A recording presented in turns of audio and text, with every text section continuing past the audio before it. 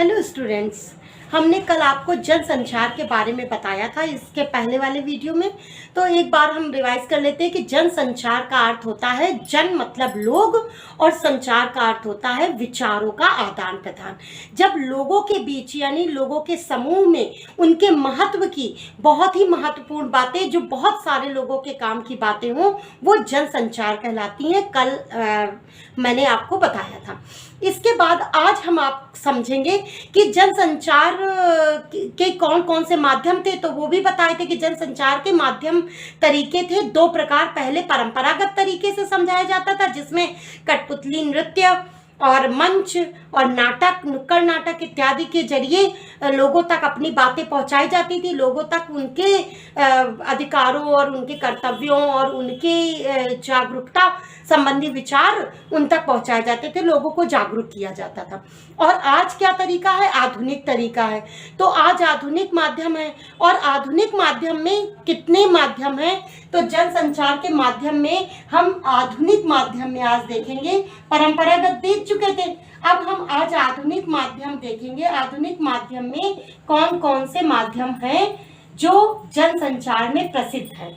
तो दो हैं आधुनिक माध्यम। पहला है प्रिंट, यानी कि आप जानते हैं इसको क्या कहते हैं? मुद्रण। मुद्रण कैसे याद रखेंगे? मुद्रा जानते हैं, छपी हुई कोई भी ऐसी जो है ऐसी करेंसी जो किसी विनिमय के काम आती है, आदान प्रदान क्रय विक्रय के काम आती है। तो मुद्रा से, मुद्रण शब्द से ही मुद्रा बना है। मुद्रण मतलब होता है छपा हुआ। मुद्रण का अर्थ क्या होता है? छपा हुआ। तो इसीलिए मुद्रण छपा हुआ, तो इसी वजह से इसको प्रिंट को क्या कहते हैं? मुद्रण माध्यम। तो प्रिंट माध्यम हो गया। आधुनिक माध्यम कितने हैं? दो हैं मुख्यतः। पहला है प्रिंट माध्यम और दूसरा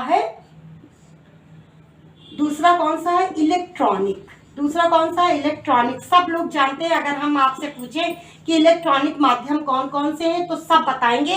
टीवी यानी टेलीविजन और रेडियो, और इसके अलावा आप बताइए, इसके अलावा इंटरनेट और सिनेमा, है ना? तो ये सारे जो माध्यम हैं वो इलेक्ट्रॉनिक माध्यम है। जितने भी कंप्यूटर है, आप जो भी चीजें और भी चल रही हैं, फोन है, कंप्यूटर है, फोन है। कौन कौन से फोन, किस किस तरीके के, अलग अलग तरीके के फोन यूज होते हैं। जैसे टच स्क्रीन आजकल हो गया है, तो फोन इत्यादि ये सब जो है आपके मोबाइल फोन हो गया, मोबाइल हो गया, ये सब सारे साधन क्या है? सारे साधन इलेक्ट्रॉनिक माध्यम कहलाते हैं। अब प्रिंट माध्यम को हम अगर समझ लें और इलेक्ट्रॉनिक माध्यम को समझ लें, तो उसके बाद हमें जनसंचार को समझना और आसान हो जाएगा। जैसे मैंने बताया कि जनसंचार